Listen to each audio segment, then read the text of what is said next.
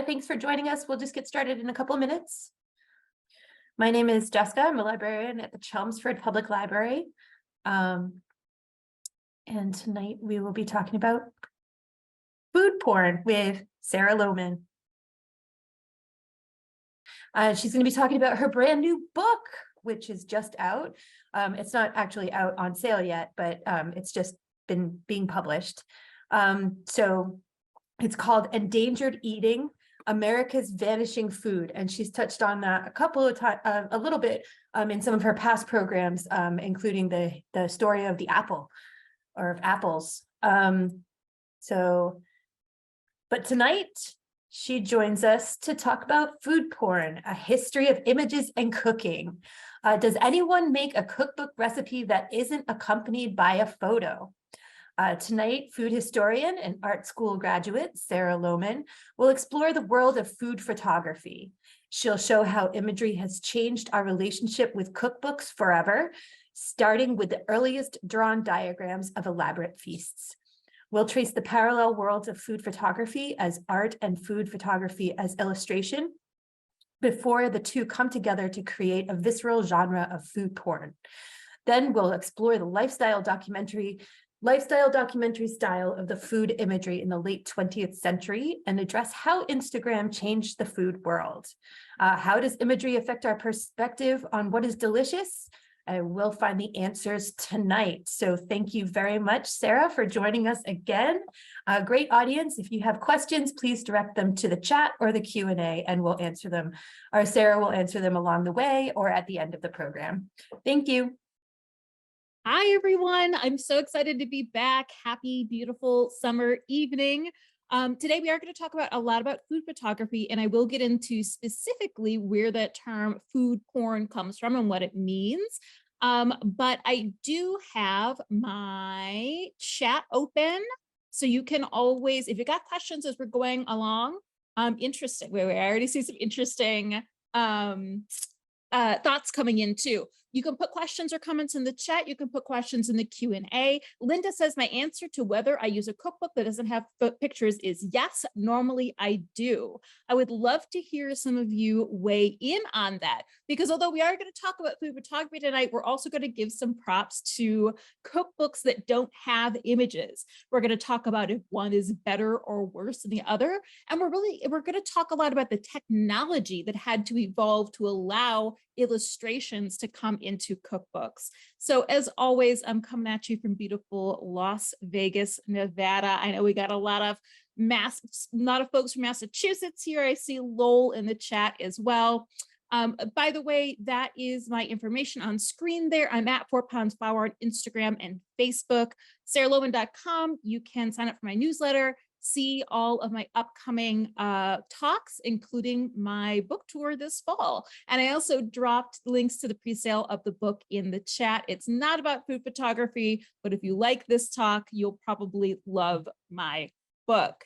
Okay, let's get into it. Let's begin at the beginning. So it's often been said that looking through a contemporary cookbook can provide a little bit of escapism, right? That you definitely flip through a cookbook before you start cooking the recipes. So the photographs can help you visualize the journey that you're going to go down. They can be aspirational. They can be about a whole lifestyle, not just the food. Judy says, terrible to admit. No, it's not, Judy, but I usually buy cookbooks because of the beautiful photos, but I print out recipes to cook without images. That is actually a really interesting insight, because in this era, as we're moving into a more and more paperless society, one of the genres of physical books that hasn't lost traction and lost sales are cookbooks. We still tend to buy art books, of which many modern cookbooks fall into that category, that they are these beautiful photo books, right? They're helping us imagine the dish before we complete it. But of course, the written word and cooking manuscripts came about a very long time before we're actually adding images. So in this first part, oh, hello. I'm British living in New Hampshire. I found that American cookbooks we moved out here 20 years ago didn't have pictures. British books tended to always have pictures. That is fascinating. And do you mean photographs or illustrations? I'm just curious. European covers are different than the United States covers. We're talking about like the photograph and the design. And a lot of times, I read an article about this recently, but I wish I could remember where. Photos, that's interesting, thank you. But a lot of times they're a little bit more avant-garde and a little bit more bizarre and sometimes a little bit more minimalist. They go much more of this like artful direction, whereas American cookbook covers tend to be quite literal too. I wish I had some to show you the back and forth. I'll think about where I read that article talking about the differences, but there definitely is a difference. You're not imagining it. And that's interesting about British cookbooks always having pictures. We're going to talk a little bit about that too. European covers are also different for fiction and nonfiction too, usually a different release.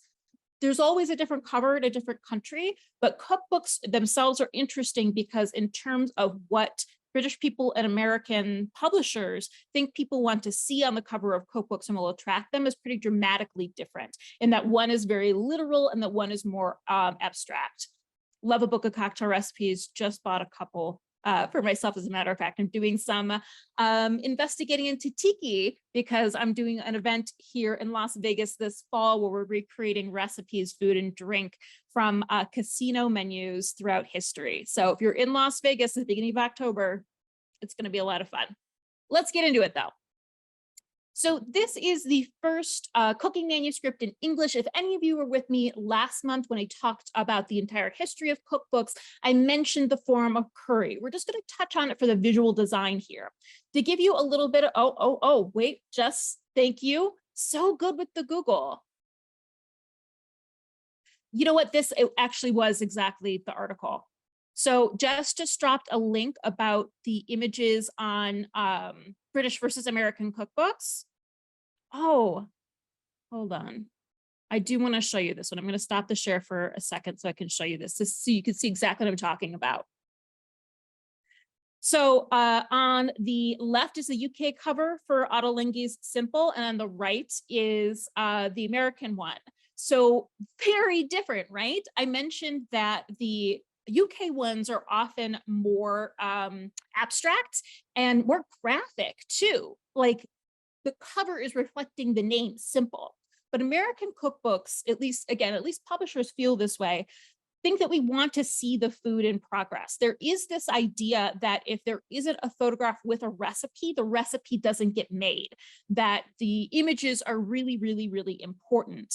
And there's also another theory that says that most people buy cookbooks and don't cook the recipes. They just use it as a way to go on vacation. Now, I have looked for actual studies or data to back up either of those claims, that recipes without photos don't get cooked and that people don't tend to cook the recipes from cookbook nowadays. They just look at them. There is no actual study, data, anything out there that proves that. So I don't know. I mean, so it's extremely anecdotal and I don't know at all if it's true. But you can see those are ideas, I think, reflected in even the covers. The cover of this one wants to entice you to cook these dishes. Now, Yotam Ottolenghi is a big name, Israeli, British chef, has a number of restaurants, bakeries, and a whole line of cookbooks. And I think a major component of why we buy a cookbook today is because we're invested in the persona. We've maybe gotten a little bit away from the idea of the 90s and the 2000s, like big celebrity chef persona, like the Bobby Flay, Emerald. We'll talk about that era, even the Martha Stewart. But there still is this, in the image on the right, a projection of a lifestyle, right? The marble countertop or table, the bright lights, the colorful food, the simple dishware. And it's a projection of like what you want from his simple food, but also you're going to buy this because you're invested in Yotam Ottolenghi. I think that the cover on the left goes much more the path, maybe because a British audience is more familiar with Ottolenghi, of you are buying this cookbook because you're invested in the cult of personality and the persona of this individual chef too. So, shrimp burger cakes. And it's also, I think, interesting, and this is a part that I need to add to my history of cookbooks and recipes class, that a lot of recipes online don't have recipes. I cook a lot from like real recipes, or at least when you print them, there isn't an image, right? They give you like a printer format one where you're not looking at the image too. The French chef Julia Childs in my day, yes, okay, we're going to totally talk about that too. Investment in this concept of the person and a lifestyle. You can cook fabulous French food in the mid-century, but also notably Julia Childs' Mastering the Art of French Cooking does not have photographs. Okay, let's go back.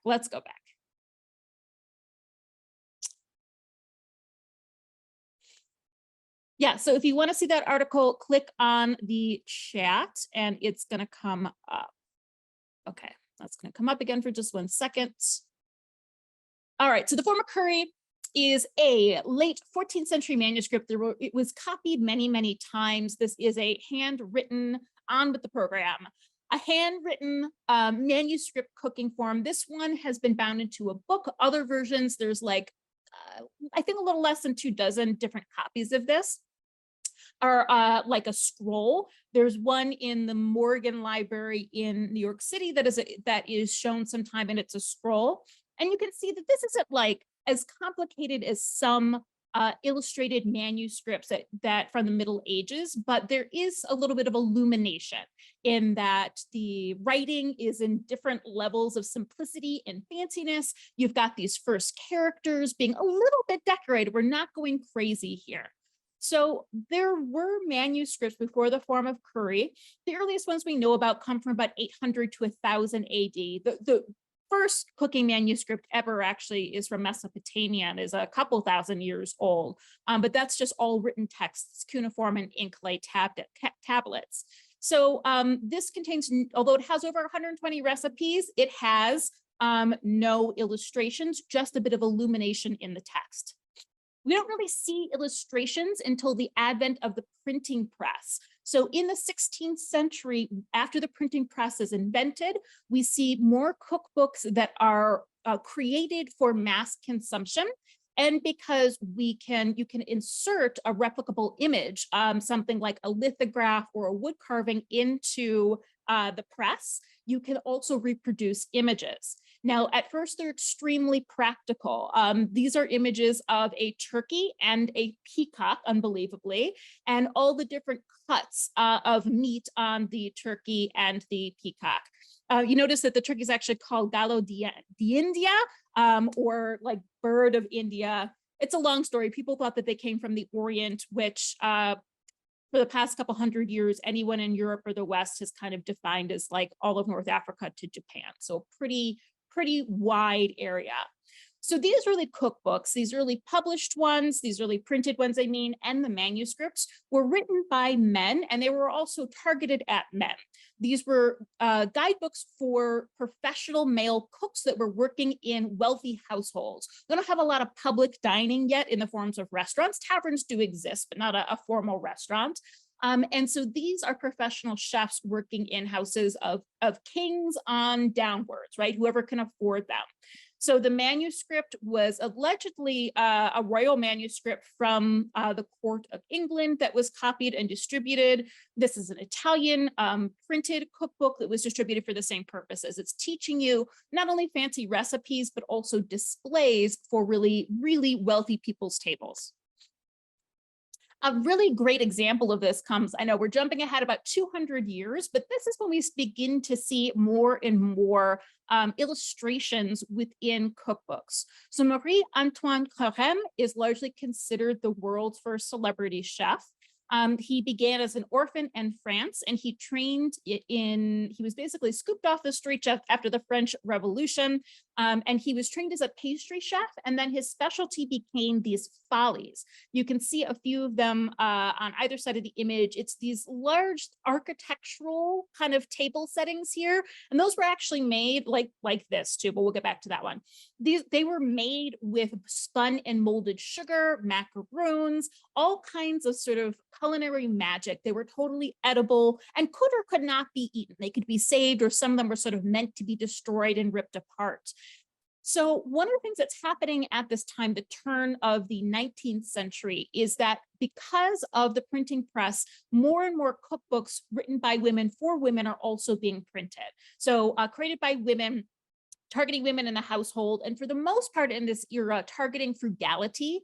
How do you serve your household well? And this was a little bit, there was some headbutting between female cooks and male chefs at the turn of the 19th century, and that the chefs were largely outraged. And they said that women need to stay out of the public sphere instead of their profession. And although largely women do the cooking within private homes, that they need to stay out of the professional guild of the men. The women said these cookbooks are useless. They are only for people who, the term for today is financially insensitive, people who do not care about money. And the chefs care even less and desire to use the most expensive ingredients and presentations and luxurious amounts of food to drive anyone to the poorhouse. So one of the ways that these two groups had to define themselves is specifically the men, the very threatened men here. They began to include more images in their books because they wanted to elevate their cookbooks above that title of cookbook to something between a art book that you're going to look at for pleasure and like a manual, a directive manual of how to create exquisite foods. And adding images they thought would elevate that above the frugal housewife's home guide to how to create practical food for her family every day. That in some ways this was thought as being better and more elevated than women's work. So at this time, presentations were served a la Française, which means that there were multiple courses, but each of the 2 to 4 courses would include, they had a little bit of the like soup first and desserts last, but usually there would also be like roasts and sweet things, all kinds of things served on the table at the same time. And they would have to be served symmetrically. So a lot of cookbooks from this era, again, for very wealthy people, would provide diagrams of how you lay out these extremely fancy meals with all your symmetrical dishes. And then Carême went that step further, providing these illustrations of his artwork. And all of the amazing ways that he was displaying food. These are a few savory dishes, the head of a roast boar and a roast suckling pig that is like stabbed with all of these like decorative kind of hors d'oeuvre elements and served on these silver platforms too. So in contrast, here is a cookbook by women for women from the same era. This is Amelia Simmons. She is the America's first known cookbook writer. This is the first cookbook written and published in America using American ingredients. And she does include what I would call aspirational food. For example, this is 2 of 4 pages of instructions to dress a turtle. This is taking a live sea turtle, which could be bought in most port markets, and butchering it and turning it into turtle soup. I've actually never visited the J&W University Culinary Museum. I have to put that on my list. I think I would probably love it. I had heard of it. Thank you. Not a photo, not a photo, of course, but not an illustration or a diagram to be have in 4 pages of illustrations. So it just wasn't considered appropriate to add illustrations. These weren't elevated books, they were practical books, they were more affordable, they were simple, they were rough and tumble. So if you want to dress a turtle, you're going to have to really imagine based on her instructions. I have never tried it, so I can't say if her instructions are clear or not. So to have food photography, we have to have photography. Photography was invented in 1838, and it very, very quickly became popular throughout the 1840s. The most popular type of photography in the 1840s was called daguerreotyping, and you may have seen it. It was actually images imprinted on a sensitized silver plate, so they are quite shiny and reflective. That was commercial photography used for portraiture, but that couldn't reasonably be put into a book. And each image was unique. There wasn't a negative involved, so you couldn't reprint the images. So there were other ways being developed, the other photographic methods being developed, specifically with the idea in mind that people wanted to be able to create multiple images. Another early photographer was named Henry Talbot. This is an image of his from 1845. He invented a type of photography called salt print, where you use silver salts to sensitize a piece of paper. So it was much cheaper and much more practical than sensitizing a silver plate. And this is an early still life. So his still life, as one scholar said, it's not just a photo with food, it's the first photo of food. Now, this is, of course, playing off the ideas of painted or drawn still lifes that existed for centuries before. Particularly by the 18th and 19th century, Dutch still lifes were known for their luxurious portrayals of different sweets and fruits and food. Still life painting was never considered as high as an art form as portraiture or sort of narrative painting, but it was more popular in a way because it was more affordable. You hung it in your home. So of course, this piece of food photography mimicked painted still lifes, but also it was a handy thing to do because these early photographic methods required a very long exposure time, meaning that you had to leave the lens of the camera open for several long seconds to be able to capture enough light to imprint the image. So pineapples don't move around, so that makes them an ideal photographic subject for early photography. And you can tell that there's some art to this by the placement of the tablecloth, the black background, and even the slight little tip of the pineapple, considered still a very rare and important fruit in the 1840s. So this was just done as an art photograph to show the depth of the method, and it did not appear in a cookbook. And around the same time, we begin to see more colorized illustrations appearing in cookbooks of all levels. By the end of the 19th century, the cookbooks by men for men, there are many, many less of them. There are a couple notable French or like Franco-American cookbooks written by important French chefs. But for the most part, we're moving towards manuscripts that are entirely focused on women, but they are including more illustrations, both mainly of ways to serve food and even more so of desserts. It's most often desserts that we see portrayed early on, like Carême's sugar sculptures, or in this case, a variety of gelatins, I believe a sorbet, a trifle that's like layered custard, cream, fruit, things like that. And I actually really love this. Beaton, who was a very famous British cookbook author. My British fans in the crowd here probably have heard her name. I love this idea where these are just cut fresh strawberries put into a vase. I think that would be a really, really cool centerpiece for, let's say, this time of year, the middle to end of June. So inspiring us to this day. Now, these are drawn illustrations and they would have had to be hand colored. The one on the right, this one is from the 1890s edition. So this one could have had printed color, but the one on the left from the 1860s is hand painted. You can download Mrs. Beaton's book from the Internet Archive. It was first published in the 1860s and she died tragically young shortly after, but there are many, many updated versions of her books that reflect the changing times too, even in terms of the illustrations. So her book, the full title is Mrs. Beaton's Book of Household Management, and then there's a whole lot of like this, that, and the other. So it's in a way not for the lady of the house, it's for her to show to her head cook and her staff so that they can begin to mimic the designs in this book. By the end of the 19th century, early 20th century, servant labor is becoming much more expensive and there are much fewer households that have access to it. So in that case, these illustrations appear to teach the lady of the house how to create food that looks like you have a serving staff, even if you can't afford one.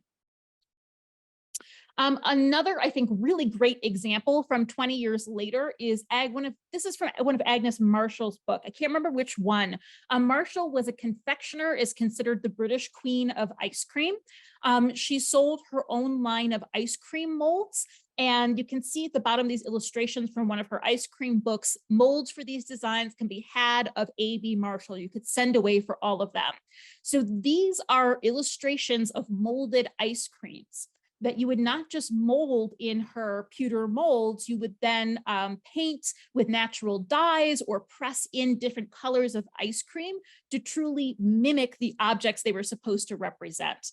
Now, most people bought these from a confectioner. They weren't doing them in their own kitchen. So her book was popular both with people at home getting new ideas how to make ice cream, but also largely with confectioners too.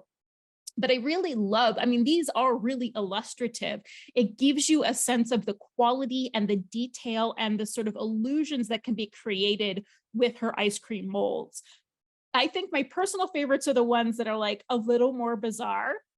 Like a pineapple on peach is cute, but what about a cauliflower? Like imagine serving just a big raw cauliflower for the last course of your meal. And then people are like, oh, it's ice cream. Or better yet, a plate of fish, which I think is hilarious. But of course, this pyramid of fruit that has like greens in it too is just absolutely astounding. Really, really beautiful stuff. So then these, since it's coming later, again, these could be hand colored, but they actually look like they're probably color printed. And we're really getting intense colors as opposed to 20 years earlier. So the thing that I think is the most marvelous about this photograph is just how modern it is. Yes, it's being recorded, Cindy, don't you worry, Jess will send it out. So Vladimir Schoen, he is the first person to create a color photography process called the autochrome. The autochrome used potato starch to essentially create like an RGB 3-layer negative that then you could print a photo in color. And the colors were pretty true to life, although this was considered not a practical photography technique. It was more used for art photographs. We wouldn't really get sort of practical photography techniques that we use day to day until the 1950s. This is one of his earliest images, and it's from 1910, but it's so incredible because it seems so modern in the simplicity of the composition and the simplicity of the tableware, and that it captures this messy in-between moment. Rather than these really large and incredible ice cream molds or spun sugar sculptures, this is a normal breakfast. And it captures this moment when you've just cracked the top off of the soft-boiled egg and you're about to dig in with your spoon and some toasted bread. And just the contrast of the orange, the yellow orange of that yolk and the light blue of the background is really spectacular. And this way of photographing, a photo printing, even captures the slightly off white, the taupe brown of the eggshell contrasting with the inner bright white membrane. It's really an incredible photograph. And I would say the tipping point between illustrations as directive, as directions on how to put something together, and photography as merely documentarian, to bringing about food photography as art. People are still working in black and white for the most part, and a photographer named Edward Steichen, he begins to, this was the era when we began to pull photography away from just being documentarian and really trying to show and prove that it is an art form just like painting. Rule of thirds. I love that someone just called that out. I also teach a how-to smartphone food photography class. And that is one of the things that I yell at my students about, because I'm also just trying to teach them to be good photographers. So the rule of thirds, I will touch on that. Why not? It's one of the things that makes this photograph so beautiful. It really has to do with our human bodies. Our human bodies are divided into thirds. Our head is 1/3 and the rest of our body is 2/3-ish. It has to do with how we look at the horizon. We want things to have this 1 to 2/3 proportion. So in this image, you can see that approximately the horizon, it's not halfway, it's at about the 1/3 mark, while the top there is the 2/3 mark. And it works the other direction too. Like if I kind of move to one end of my screen, this is much more artful than if I am positioned in the middle in this practical way. So the rule of thirds is something that can really make any really good photographic cells. So as we go through these, see if you can pick those out. The other thing that jumps to my mind in this is that also odd numbers of things look better than even number of things. So we've kind of got what I think are 3 groupings, in that there's the egg and egg here. There's the spoon that directs our eye this way. Silverware pointing into the middle, or pointing at the food, essentially helps draw our eye in. And then we've got the egg top over here. So we've got 1, 2, 3, and our eye is constantly being pulled around the screen. So Stryken also is playing with photography as an art form, often doing these really intense close-ups, in this case of artichokes, and breaking down food into something that is less documentarian and more about color, about pattern and shape, which is something that we see very much in modern food photography as well. Here are a couple avocados from the 1920s, and again, turning these into really artful shapes, mimicking the shape of the avocado in this bowl. They're really saying that not only still life, but photography is beautiful art. So the first cookbook with food photographs. I can tell already, I've got some avid researchers in the chat, because the answer is, I don't know. Nobody at this point seems to have documented what is the first cookbook with photographs, and I'm not even sure where to start. I guess by looking through my own collection and seeing what the earliest ones are. Actually, I already started. I emailed the food timeline, which for those of you who love food history, the food timeline is an incredible resource. It's got answers about things that you didn't even think about the question of, but they don't have in their food illustration photography section a notice about what was the first cookbook to incorporate food photography. I wrote this, gosh, I think almost a year ago, and they have not found an answer. So that is a big question that is still out there, and I feel like the world of culinary history scholarship should know. So if you find anything out, librarians, researchers, foodies, let me know. I don't have the answer. Oh, hi, Linda. So we're looking at Betty Crocker's Cookbook for Boys and Girls, 1957. I actually have that one. I just moved less than a month ago. I'm still unpacking. I have it. It's not on my shelf where I would grab it. It's still in a box. My original copy had handwritten notes and food smudges on several pages. Love that. It was falling apart, so I bought another one at a used book sale. Every page is illustrated, but there are only 24 pages of photos. Most are two-color drawing illustrations. So Betty Crocker is very key to our movement from illustrations like the ones you're looking at here to food photographs. The Betty Crocker Cookbook for Boys and Girls is a huge one for the mid-century. I think that a lot of people within the boomer generation received that. Actually, a friend of mine's mom was one of the people who was the kid recipe tester and like added the little comments about what she thought about the recipes, which is really quite amazing. But the Betty Crocker picture cookbook is another big one from that era. Did I unpack that one yet? I'm looking really, really quickly. I don't think it's out of the bag yet. I have a lot of cookbooks. It was often a gift given to new brides. I think that one came out 65. It might be in this presentation. And so Betty Crocker's cookbooks really became known for almost the same thing that Beaton was doing, laying out food in these really elaborate displays, but using photography to do that. So, all right, I can give you a little bit of a timeline. So we know that we don't have color photography until 1910, and that's not a practical application. 1920s, there's more photography being produced, but you're not seeing it, as far as I can tell, in a lot of cooking books. It seems that the earliest cookbooklets is what they were called, were using food photography first. The cookbook was basically invented by Jell-O in 1904.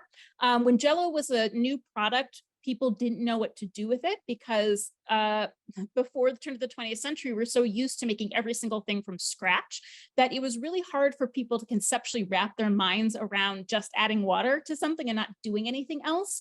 So Jell-O realized that they had to create a book to teach people how to use this new powdered gelatin, and then also give them recipes, because they weren't just going to make basic Jell-O. Nobody knew how to do that. Nobody knew how to use convenience food, yet they had to be taught. So this is a page from the first one with some incredible illustrations. I love how they are able to capture the transparency of the Jell-O. But then by the 1930s, they're using colored black and white photographs. So the first book out there with food photography probably does this, but it also may have been a cookbooklet. The paper is different. They were more cheaply produced. The photographs are printed and then they were painted over. This is Jack Benny. back from when he was on the radio with Mary, I can't read her name, Mary Livingston, that's it. And they were a comedy duo. And also their show was sponsored by Jell-O. So we can see that their cookbooklet from, I believe, 1931 is using food photographs. So this is the first time that we're seeing the marriage of photography and food. Was it Mary Jack's wife? Yes, great question. I do think so. I'm not a Jack Benny expert, but I feel like somebody here probably knows the answer to that. If you do, jump in. So here these two are from the 1940s. So these are pretty early. And again, on the left, you are seeing what is definitely a black and white photo that has been covered in. The one on the right's a little bit more questionable, but probably the same. So these are also cookbooklets that are advertising. Thank you, Fred. Fred says yes. Jack Benny and Mary Livingston were married. So it is in these, yeah, you have a few Jell-O cookbooks from the 1960s. I love looking at them. I love looking at them too. Actually, I have quite a big collection of those as well, because especially as the technology changes, because we're talking about technology as far as photos, technology as far as printing and paper, right? So by the 60s and 70s, the Jell-O is absolutely luminous. It kind of comes back around to those original illustrations that I love so much. So, oh, thank you. We've got more book recommendations coming in. So more black and white photos that are colored in, but then as we move to the 50s and the 60s, we have actual color photographs. Now, because of the color photography technology at the time, the food had to be photographed under extremely bright, harsh lighting, which I think you can see in this. Some of these cookbooklets were given away at grocery stores. You're absolutely right, Linda. And in other cases, you could buy a product and then send away for what would be a free cookbook as well. Again, they're educating people to use their products and use only their products too. Now, this is definitely the era when I think most people think that food photography looks pretty disgusting, and it absolutely does. And it is in part because of the lighting that was used, this really, really, really bright lighting to be able to capture the vivid colors. Because this lighting was so bright and the lights were incandescent and so hot, the food would very quickly wilt. So they had to use all kinds of tricks to make the food look, at least in their opinion, delicious, or at least hold up under these lights. I think it's really apparent in the image on the right. Food was hairsprayed or even lacquered, fully varnished and painted to make sure that it would kind of stay together while it was being photographed and also glisten a little bit under the lights as well. This is also the big era of all of the food styling tricks that sort of died out in the 90s. Things like using Elmer's glue as cereal milk to get those perfect placement of milks and drips. Soap foam used on the top of beer for beer bubbles. None of this food is edible. And honestly, through our modern eyes, these don't look edible to me either. But it was a result of the photography techniques where they wanted to include food photographs. It was the sort of new modern thing to do, but because of the technology, things turn out looking pretty gross. There we are, Betty Crocker's picture cookbook. Actually, earlier than I thought. I think you said, I dated it as 65. You said the cookbook for boys and girls was 1957. And the Boys and Girls Cookbook is blending photographs and illustrations. Betty Crocker's picture cookbook, it's right there in the name. It's advertising its use of photography on every single page. So in a way, this starts the connection of we don't make a recipe unless you can look at the photo. The picture cookbook had these spreads of photographs, and this is offering you menus too. And then you would sort of flip to the sections to look at the recipes. But really, every recipe would have a photo that would go with it.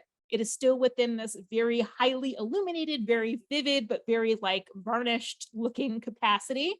And I do think that there is a reference to like the sugar towers of Anton Carême in this tower of powdered sugar donuts. I mean, this is an absolute spread. It doesn't even say, it's just a supper in the garden and kitchen breakfast buffet. I guess that one implies a party since it's a buffet. But these are really, really intense meals that are displayed beautifully, that now this is all on the shoulders of the average housewife to aspire to this. It's also selling a lifestyle. especially because in the kitchen buffet, we can also look past the food and see the kitchen too. Oh, see the pour over coffee device, very cool. See the shiny chrome waffle maker. See the bright red laminate counters and all of the beautiful cabinets too, selling a lifestyle to young brides. Conversely, here we are in 1931, The Joy of Cooking, one of the most famous and popular cookbooks of the 20th century, not a photo, not an illustration to be found. But this book is so reliable, I would absolutely make anything from it. We know that it's triple tested. We know that this has been passed down through families. Do I have a more recent copy? In more recent copies, they've added a few little illustrations for tricky techniques, but that's it. It still remains one of the most popular cookbooks of all time and still has no photographs in it. No one buys The Joy of Cooking thinking that they need to see a photograph of every recipe, which I think is interesting. And we talked about Julia Child and Mastering the Art of French Cooking in 1961. I have a cookbook, Great Ground Beef Recipes, dated 1965, Family Circle publication. I bet the photographs in that look disgusting. I would love to see it sometime. In Julia Child's cookbook, in the original, again, there are no illustrations. In later editions, there were a couple illustrations added of tricky techniques. But it is all about information design. It is all about her prose and writing, her careful step-by-step explanations of technique, but it is not about images. So again, this is a cookbook that is still purchased to this day, one of the most popular 20th century, no images at all. Someone said in the chat too, maybe she was expecting people to watch her TV show.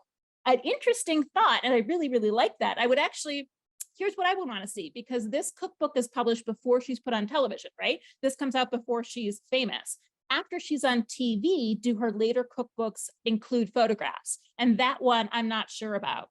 For the Galloping Gourmet, excuse me. Linda says, I remember when Graham Kerr, TV's Galloping Gourmet, stated that the photos in this cookbooks were actually ready to eat, not under bacon sprayed with glistening gelatin. This was in the early 1970s. And I do think that that was very much a revolution. We don't use as many of these on-camera tricks anymore because of digital retouching.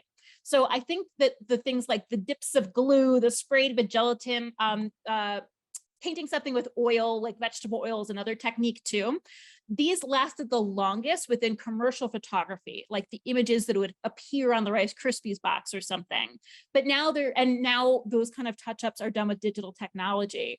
And there is this full out, mashed potato for ice cream, shaving cream for the whipped cream, right? Things that would hold up under these lights. But now we're using LEDs, we're not using incandescents as much. We have digital technology. And with something like Instagram, there's definitely a full rejection of the perfectionism of those older images too. Yes, thank you, Mary. Mary says, later Julia Child cookbooks do have photos. Interesting, isn't that?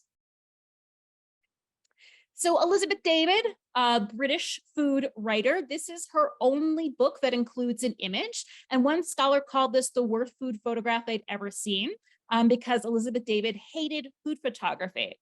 We're going to get into the reasons a little bit later why people have rejected food photography in some cases. I just want to take a minute to disagree with the idea that this is the worst food photograph. I actually love it in its messy ugliness. I love that it's the end of the meal instead of the beginning. What a bizarre thing that we don't normally see. I love that it looks like we've just gotten that from the table and we're like, oh, I forgot to take a photo to remember this incredible meal. I think that it's very fun. I think it's very, very French, simple too, right? Like you feel like you're at an outdoor cafe as well. But Elizabeth David, for the most part, in all of her books, also did not use any sort of food photography or illustration. That it really changes. Betty Crocker was sort of the earliest cookbook that really sort of leaned on photography, especially as a selling point. The big turning point to what I would think of as modern food photography is with the Time Life cookbooks that are coming in the 60s and 70s. You know what? That's a good point, Linda. Linda just said you should see some of the food photos in a lot of magazine ads in the 20s and 70s. JD, I just bought this book. Weirdly, I gave this talk for the first time last spring, and then I was at a library book sale about 2 months later, and they had a copy of this book, and I couldn't believe it. So this book is huge. Linda, that's a good point too, because along with the cookbooklets, there were definitely black and white photos appearing in magazines. So now I'm even more curious about when they were first appearing in cookbooks. I will have to look and see what the earliest imagery I can find, photographs I can find in my cookbooks on my shelf are. This book, even though the term food porn, I think it had been used at this point, but didn't mean what it means today. This book is considered the start of food porn. It is huge. It's like this big. It's a really, really big, tall book. And the recipes are almost like afterthoughts. They're kind of condensed on a couple pages. And most of the pages are these absolutely enormous photographs of food, some of them being very abstract and artful. This is all about using ice in table displays. And in this case, actually freezing melons, apples, oranges, and grapes into block of ice as a way to feature your cold summer dishes. This one is sort of a party spread. And again, you know, it has a little bit of that quality of the early images of being very bright and sort of greasy and lacquered looking, but it is bringing in more of an artistic idea in that we just get the feet of all the party goers in the background and this really, really cool contrast between the food on the table. And you can see there's not even recipes on these pages. There's just expletive text explaining what's going on and what dishes are in these photographs. And then this continued in the Time Life Foods of the World, was published starting in 1968 and the 1970s. One of the things that's really quite old, the Time Life Books of the World are similar, more articles in hardback than smaller book with recipes. Yes, and you can see in this, like the boxes that are supposed to go on your shelf, that the spine of the hardcover book, those are all photographs. And then there's this little tiny book of recipes with no images in them. Now, some of that is because we were using different types of paper that it's more expensive to print color photographs. You need this glossy paper to make them look good. And then the recipe books were printed on regular paper. At the same time, these were the earliest books too to really play on that idea of cookbooks as an escape, that you're going to flip through these and think about food of the world. As a matter of fact, yes, I have one. Hold on, it's propping up my computer. Okay, oh, I almost lost you. I didn't though. Again, I'm unpacking all of my books right now, so things are very chaotic. So here is the recipe book doesn't have this. I found this in a Savers locally, but this is on the spine. It says Cooking the Caribbean Islands. And then on the cover, there's actually no text. The one in the image with all the herring, it's like Cooking of Scandinavia, and it's the same thing. The cover is entirely devoted to food photography. And then there are some stories, some explanations inside, but mostly it's just these really lavish, full, spread color images. I mean, look at that. So what does this idea of food porn mean, and why do we trace it back? Oh, these are some more of the Time Life ones. Desserts, again. So food porn in the contemporary really means like getting up in there, that things are drippy, gooey, textural, sensual, almost erotic or gross in their appearance. And it was Time Life that really took the camera from this wide angle shot showing you this spread of luxurious food and brought it in really close so we could see the contrast in textures on the souffle, or from the well done meat on the outside to the rare meat on the inside of this roast. This is from another one. Sorry, it's a bad online copy. Weirdly, these are sort of under-recognized as a key moment in food photography. So there's not a lot of good images of them online. I don't have this one, but you can feel the modernism in this, and that it is this drippy in process in between moment of the strawberry shortcake. So the terminology is first quoted in 1978. 1968. And a little bit later that year in I believe a New York Times article, the reporter referred to gastro porn. Food porn originally, it was in sort of a feminist manifesto, and it was really talking about the labor of cooking in home as a performative role of women. Gastro porn was referring to what we talk about today, this shift in imagery, and so that things are drippy and goopy and close.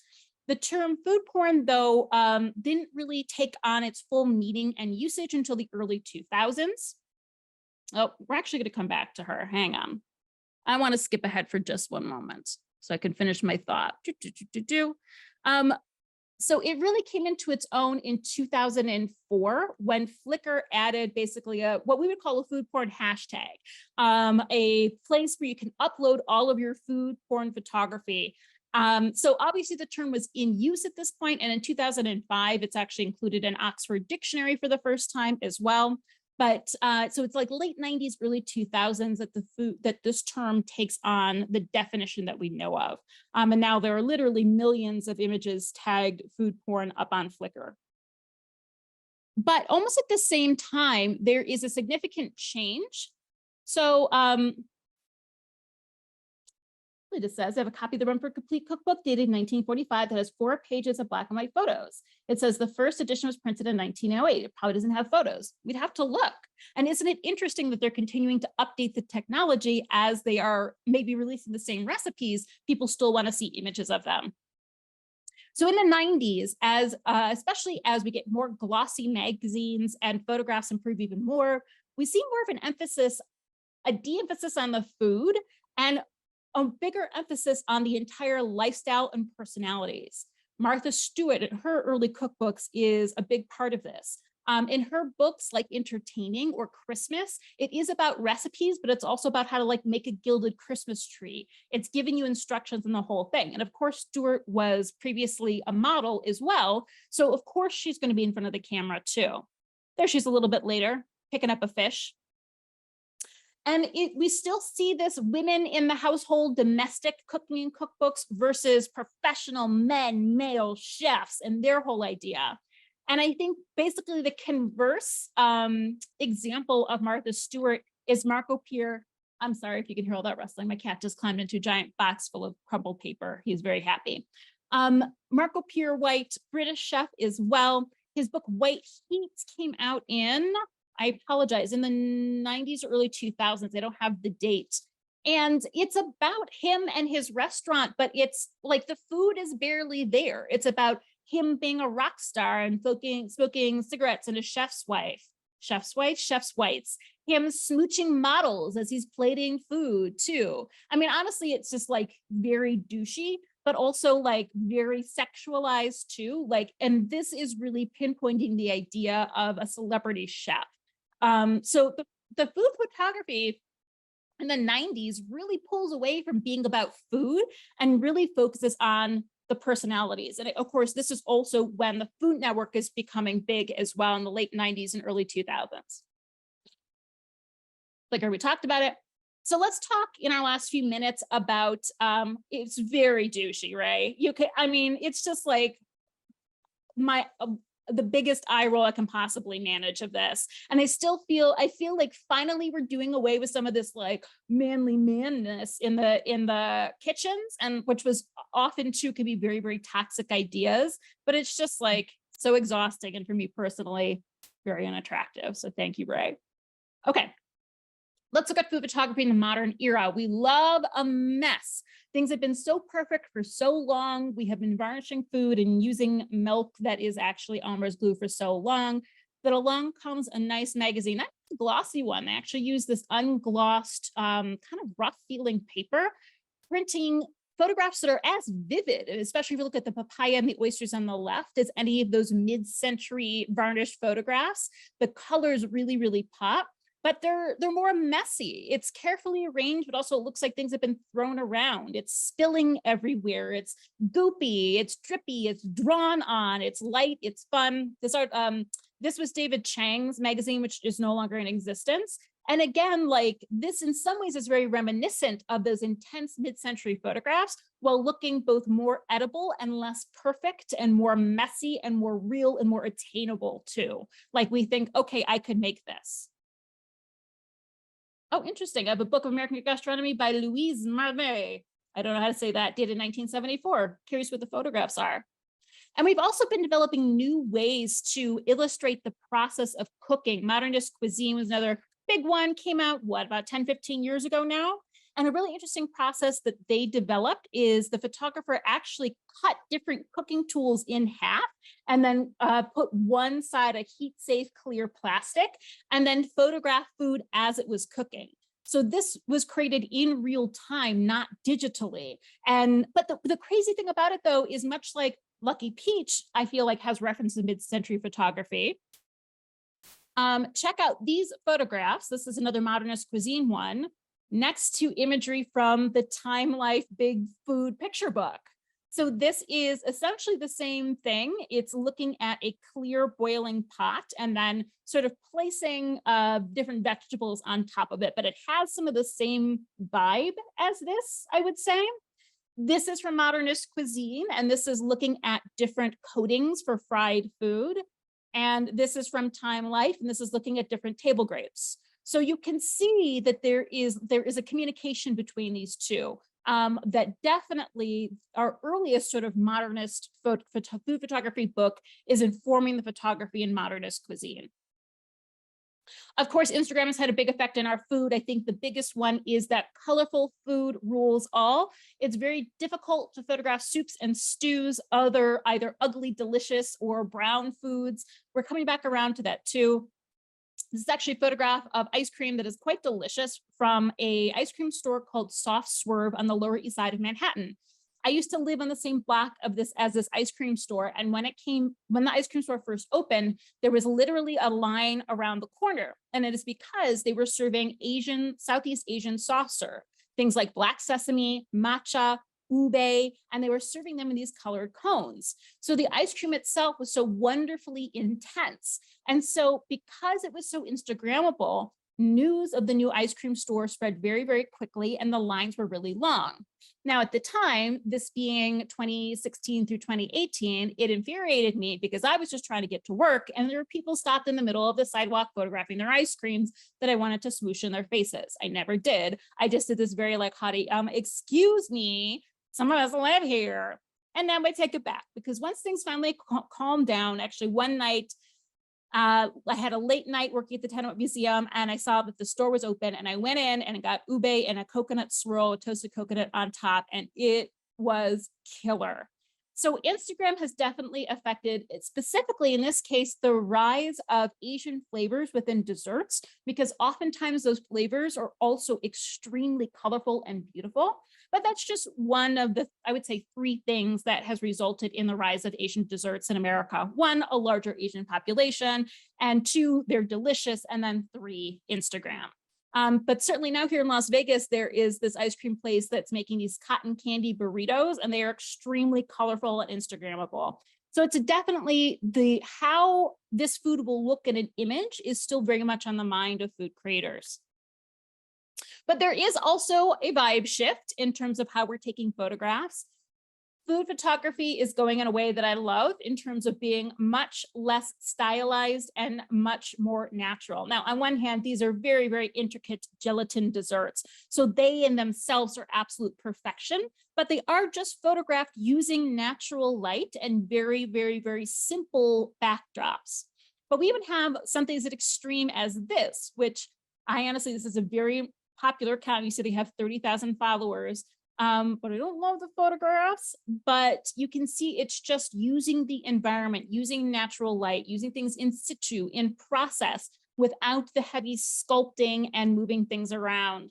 This one too, it really speaks to, I'm just having a meal in my kitchen. Oh, this is very like Carême worthy. This even looks like that Agnes Marshall ice cream mold we looked at. That's crazy.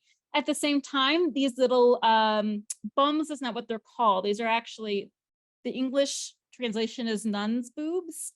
They're a medieval dessert that is somewhat modernized. But things are simple, they're approachable. So, okay, last thing, then we're done. And I'm running over because I was talking to you guys so much. There are still books today that don't have photographs, even though we often think that a modern cookbook must have big, luxurious images. Not the case. The Moose Boat Cookbook from 1977 has charming illustrations. This is a culinary classic. I also love the recipes, not only that they're handwritten, but they're very kind of loosey-goosey and free. That speaks to the photography too. That's been something that's said of modern Instagram images and modern cookbook photography, that they are messier and in process and loosey-goosey and not as aspirational. They feel more like you can do it, that it's easy. Like here in the accessories, these are all just suggestions in there. I love these too. I've never cooked anything bad out of the Moosewood cookbook. Mark Bittman's How to Cook Everything was the first cookbook that my mom gifted me, originally published in 1990. Same things as some of the other classics. There are illustrations of tricky moments, tricky techniques, but for the most part, it is extremely text heavy. But I think one of the most recent ones that has been a huge hit is Salt, Fat, Acid, Heat, the cookbook that also turned into the Netflix show.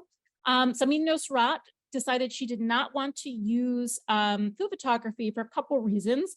One, because if something looks perfect, it can really set up this mental block that like, oh, it will never be that way.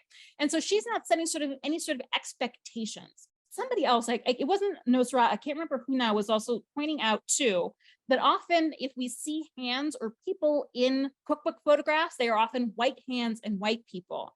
So if we're setting up expectations of not just how our food should look, how our kitchen should look, but how we should look, that creates a very exclusive instead of inclusive audience. So many chefs and cookbook authors like Nosrat are pushing back against that in a way to make cooking and cookbooks more accessible, which I think is a lot about what her book is about. There are recipes, but it's also about technique and the concept of cooking good food. Julie Sani, her book came out in the 70s as well, Classic Indian Cooking, not an illustration or photograph. I wanted to show hers last because she is really the one that said, that she didn't want food photographs. She is going to tell you how it should look, give you some expectations, but in no other way. She thinks that cookbooks set people up for failure, that if it doesn't match the image, then it's not a success. And she doesn't believe in that at all. So she doesn't want that level of intimidation for her readers.